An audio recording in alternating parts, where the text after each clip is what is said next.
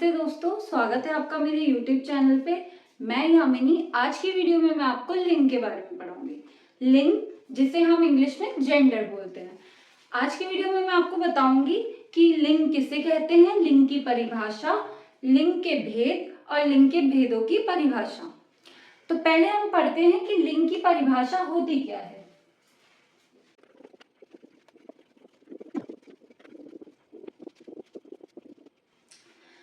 तो दोस्तों, जिन शब्दों से या शब्द के जिस रूप से स्त्री तथा पुरुष जाति का बोध हो उसे लिंग कहते हैं। मतलब शब्द में जिस भी शब्द से हमें स्त्री या पुरुष जाति का बोध होता है, मतलब हमें स्त्री जाति का या पुरुष जाति का पता चलता है, उसे हम लिंग कहते हैं। ठीक है, जैसे उदाहरण है आपका लड़का।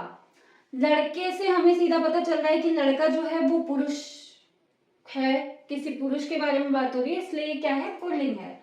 मोहन, मोहन भी पुल्लिंग है।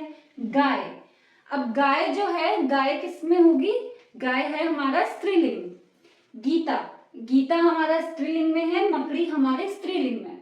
यानी कि शब्द के जिस भी रूप से हमें स्त्री या पुरुष जाति का बोध होता है उसे हम लिंग कहते हैं। अब लिंग के कितने भेद होते हैं, लिंग के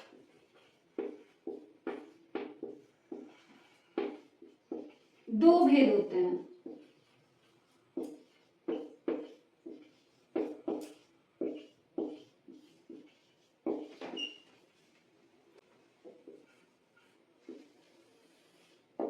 लिंग के दो भेद होते हैं। पहला स्त्रीलिंग,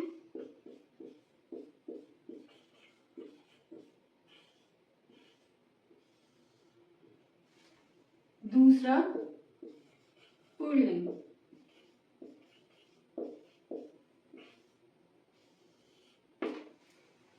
अब जैसे कि आपको स्त्रीलिंग और पुल्लिंग से पता चल रहा होगा कि स्त्रीलिंग किसे कहते हैं, शब्द के जिस भी रूप से हमें स्त्री जाति, यानी कि सारी जितनी भी स्त्री जाति हैं, ठीक है, जैसे अभी थी यहाँ पे गाय, गीता, मकड़ी, ठीक है, तो शब्द के जिस भी रूप से हमें स्त्री जाति का बोध हो उसे हम स्त्रीलिंग कहते हैं, और शब्द के जिस भी रूप से हमें पुरुष जाति का बोध हो उसे हम पुल्लिंग कहते हैं।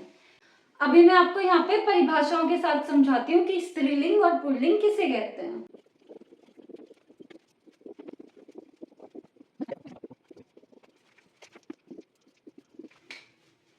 तो देखिए, स्त्रीलिंग की परिभाषा है कि शब्द के जिस रूप से स्त्री जाति का बोध हो उसे स्त्रीलिंग कहते हैं। मतलब शब्द के जिस भी रूप से हमें स्त्री जाति के बारे में पता चलता है, यानी कि स्त्री के होने का पता चलता है, स्त्री जाति के होने का पता चलता है, उसको हम स्त्रीलिंग कहते हैं। जैसे कि गाय, मकड़ी, मक्खी, दादी और नौकरानी, रानी, ठीक है, तो ये सब क्या है, ये सब है स्त्रीलिंग, और भी बहुत सारे आदि।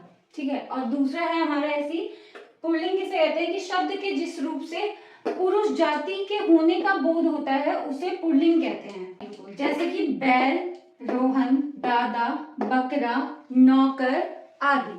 ठीक है, इन सारे शब्दों से हमें क्या पता चल रहा है, इन सारे शब्दों से हमें किसी पुरुष जाति के बारे में पता चल रहा है, पुरुष के होने का पता चल रहा है। ठीक है, इसलिए इनको क्या कहेंगे हम, इसलिए इनको हम पुल्लिंग कहेंगे।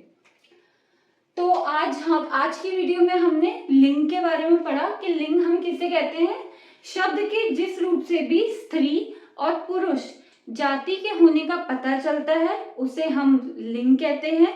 और फिर उसके बाद हमने दो भेद पढ़े, स्त्रीलिंग और पुल्लिंग। स्त्रीलिंग के बारे में हमने पढ़ा कि शब्द के जिस भी रूप से हमें स्त्री जाति का बोध होता है उसे हम स्त्रीलिंग कहते हैं।